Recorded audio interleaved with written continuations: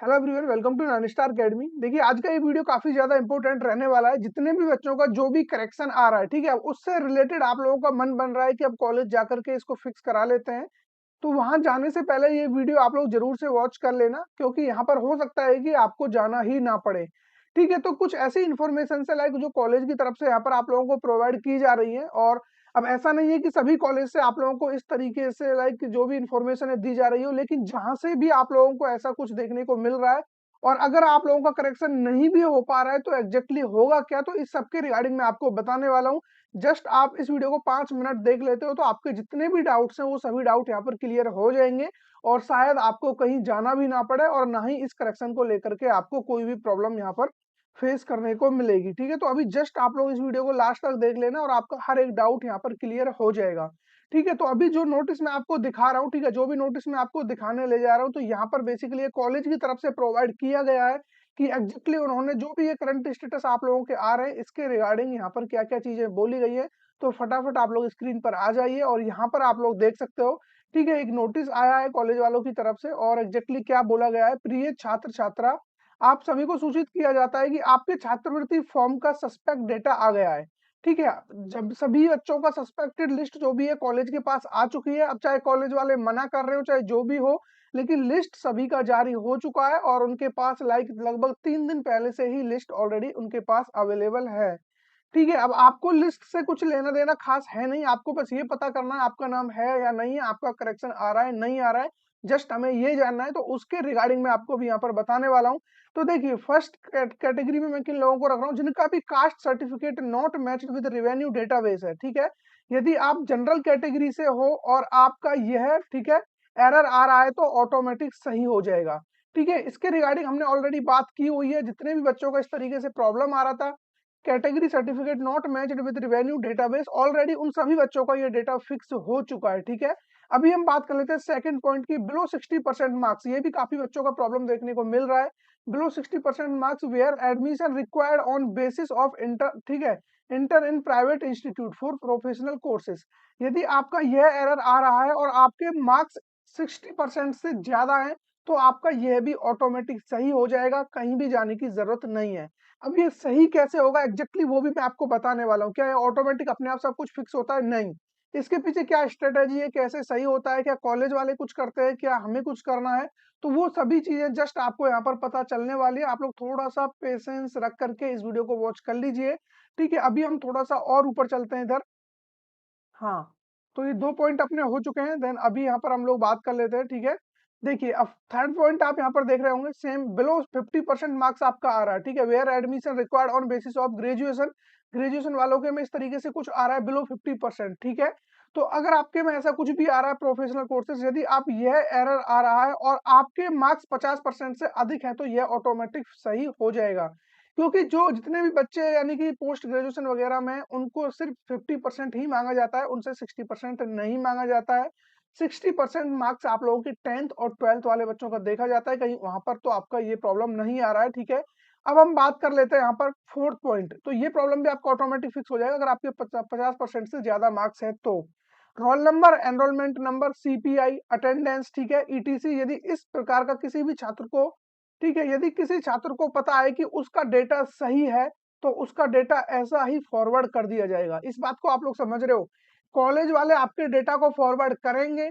अगर उनको आपको लग रहा है कि आपका सब कुछ सही है फिर भी एरर आ रहा है, मान लो आपका आ रहा है enrolment, roll number, marks mismatch, ये वाला प्रॉब्लम आ रहा है और बच्चे कह रहे हैं कि नहीं सर हमारा तो पूरा डेटा एकदम एक्यूरेट है, कोई भी गलती यहाँ पर नहीं है, तो कॉलेज वाले उसको दोबारा से फॉरवर्ड करेंगे। ये बात मैंने आपको कितनी कितनी बार बोली थी यहाँ पर कि आपको दोबारा फॉरवर्ड करवाना पड़ेगा। अब ये कॉलेज जिसने भी भेजा है, आई थिंक ये जीएलए यूनिवर्सिटी का है, तो वो लोग यूपी स्कॉलरशिप के रिगार्डिंग बहुत अच्छा काम करते हैं। ठीक है, उनका पूरा एक टीम बैठता है इसके लिए और पूरा कनेक्शन उनका यूपी स्कॉलरशिप डिपार्टमेंट जो भी है डिस्ट्रिक्ट वेलफेयर ऑफिसर उनसे पूरा कनेक्शन वो रखते हैं टिल काउंसलिंग जब तक नहीं आ जाती है। ठीक है, ये मान के चलिए जीएलए यूनिवर्सिटी में जितना मेरे को आइडिया है 90% से ज्यादा बच्चों को स्कॉलरशिप मिलता है जो भी अप्लाई करते हैं।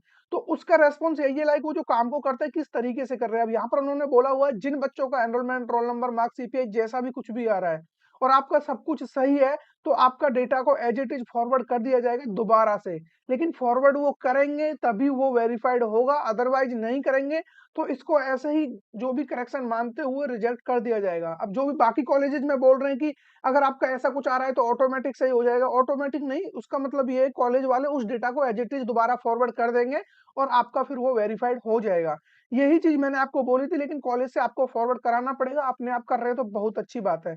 ठीक है, अब आ जाते हैं 4 point. Roll number, enrolment number and CPI marks attendance.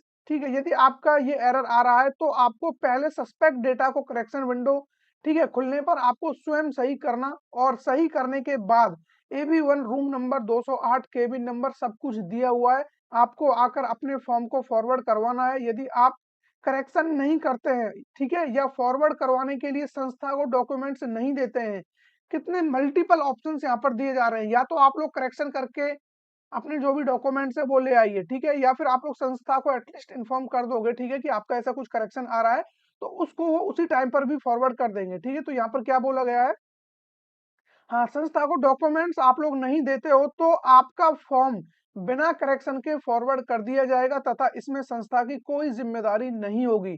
एक बात आप समझ रहे हो, फिर भी वो लोग फॉरवर्ड कर रहे हैं, आप लोग नहीं जा रहे हो कॉलेज में, आप लोग अपने डेटा को करेक्ट नहीं करा रहे हो, ना ही आप लोग करेक्शन विंडो से खुद सही कर रहे हो, तब भी वो कॉलेज की तरफ से दोबारा फॉरवर्ड किया जाएगा। ठीक है, इसके पीछे रीजन ये है कि जो भी वहां पर एरर शो हो रहा है, ठीक है, तो वो एरर जिस भी वजह से आ रहा हो, कॉलेज वालों का काम है उस डेटा को दोबारा से भेजना, ताकि उस पर दोबारा से वो रिजेक्ट ना किया जाए। ठीक है, करेक्शन पोर्टल है जो वहां से आपका करंट स्टेटस में से उस स्टेटस को हटा दिया जाए, इसके चलते हुए ये एक्शन लेना ज्यादा जरूरी है।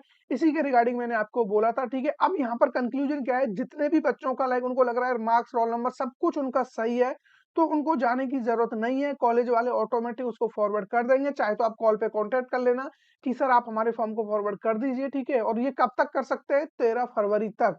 आज जो लास्ट डेट है 10 फरवरी, वो स्टूडेंट पोर्टल के लिए है, स्टूडेंट आज अपना करेक्शन कर सकता है। जितने भी बच्चों का करेक्शन पोर्टल ओपन हो रहा होगा और जिसका करेक्शन पोर्टल ओपन नहीं हो रहा होगा वो बच्चा यहाँ पर नहीं कर सकता है। ठीक है, आई थिंक आपको ये इन्फॉर्मेशन समझ में आ गया होगा। इस जो भी ये वीडियो, इसको ज्यादा लंबा बढ़ाने का कोई सेंस बनता नहीं है। ठीक है, अगर नीड होगा इस वीडियो पर रेस्पॉन्स आएगा, लाइक कमेंट से मुझे लगेगा कि हाँ अभी भी बच्चे स्टिल परेशान हैं और वो कॉलेज जाकर के भी सही नहीं करा पा रहे हैं, तो फिर हम लोग लाइव सेशन में जुड़ रहे होंगे, क्योंकि आज स्टूडेंट के लेवल से लास्ट डेट है। ठीक है, तो हम ऐसा नहीं चाहेंगे कि आप लोगों का स्कॉलरशिप यहाँ पर रोक दिया जाए। ठीक है, बाकी जितने भी बच्चों का डुप्लीकेट इनकम सर्टिफिकेट है उनको तो अपने बहन और अपने भाई, जो भी लोग आप पढ़ रहे हो, दो लोग, दोनों का फाइनल प्रिंट आउट, पिताजी का इनकम सर्टिफिकेट ले जा करके फटाफट कॉलेज वालों को दे दीजिए, ताकि आपका वो प्रॉब्लम सॉल्व यहाँ पर हो सके। बाकी और भी डिफरेंट डिफरेंट टाइप्स के प्रॉब्लम्स हो सकते हैं जो कि आप मुझे कमेंट बॉक्स में बता दोगे, अदरवाइज कल का लाइव सेशन आप लोग देख लेना, वहां पर मैक्सिमम का सॉल्यूशन आपको मिल जाएगा। ठीक है, तो गाइस फिर मिलेंगे ऐसे किसी इंटरेस्टिंग टॉपिक के साथ, तब तक बने रहिए हमारे साथ और सब्सक्राइब करना ना भूलें, और इस वीडियो को लाइक करके अपने फ्रेंड सर्किल में भी सर्कुलेट कर दीजिए। Thank you.